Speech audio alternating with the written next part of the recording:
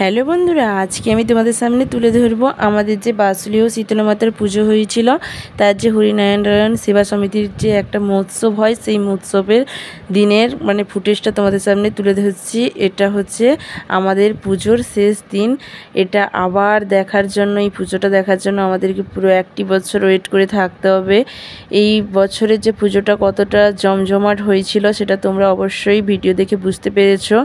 এই বছরটাকে খুবই মিস করব। এরকম পুজো হয়তো আর হবে না, যেভাবে এই বছর হয়েছে হয়তো এরকম হবে না। হবে, ভালো করেই হবে হয়তো, কিন্তু এরকমভাবে হবে না, এটা নিশ্চিত।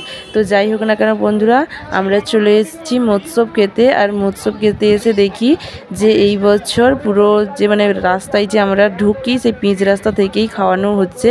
কারণ এই বছর অনেক আত্মীয় স্বজন এসছেও, আর এই বছর অন্যান্য বছরের তুলনায় এই বছর আরও বেশি লোকজন খাওয়ানো হচ্ছে। এই জন্যই পুরো এই যে রাস্তার পিচ রাস্তার উপর থেকেই খাওয়া শুরু করে দিয়েছে। পুরো মন্দিরের সামনের সাইডে, পুরো পেছন সাইডে, পুরো চারিদিকে খাওয়ানো হচ্ছে। তো আমরা এখন দাঁড়িয়ে আছি এখানে, ভেতরের দিকে যেতে পারছি না। এক সাইড থেকে লোক আসছে আর এক সাইড দিকে খেতে বসছে, দেখতেই তো পাচ্ছ। আমরা ভেতরের দিকে আসতে পারছি না, এখানে দাঁড়িয়ে আছি দিদি, আমি, ছোটদি, আরও সবাই মিলে, কুচু সবাই মিলে দাঁড়িয়ে আছি। তো যাই হোক না কেন বন্ধুরা, ভেতরে ঢোকার জন্য দাঁড়িয়েছি। আমার জামাইবাবু আরও খেয়ে চলে এসছে, তারা বাড়ির দিকে চলে যাবে। আমরা অনেক কষ্টে ঠেলে মেলে এখানে এসেছি মন্দিরের কাছে।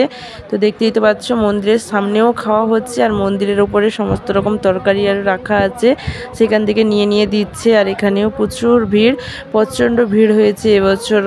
অন্যান্য বছরেও হয়, এবছরও ভিড় হয়েছে, কিন্তু এতটা ভিড় বোঝা যাচ্ছে না, কারণ 4 জায়গায় মতো খাওয়ানো হচ্ছে, এই জন্য এতটা ভিড় বোঝা যাচ্ছে না। যাই হোক না কেন বন্ধুরা, এ সাইডেও খাওয়ানো হচ্ছে, দেখতেই তো পাচ্ছ।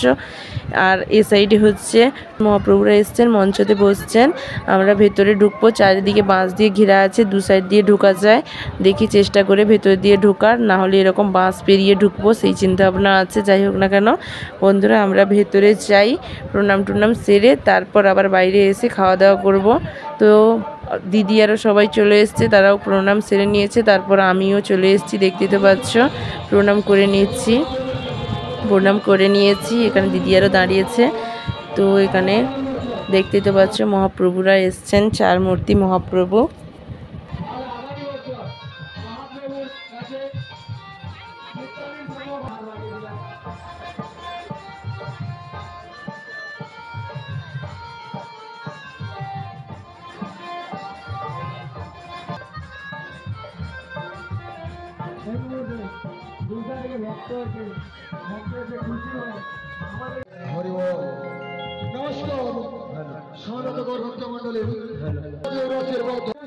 তো বন্ধুরা, সবাই বসছে, ভিড় আছে, তার জন্য তাই ভাবলাম যে আমরা একটু মন্দিরে গিয়ে প্রণাম করে আসি, তারপর গিয়ে খাওয়া দাওয়া করা যাবে। তারপর আমরা একটু ছবি আরও তুলে নিলাম 3 বোনের। তারপর আবারও চলে এসেছি খাওয়ার কাছে। সে সাইডে লাইন পেলাম না, তার জন্য আবার এই সাইডে এসে দেখলাম এই সাইডেও ভিড় আছে।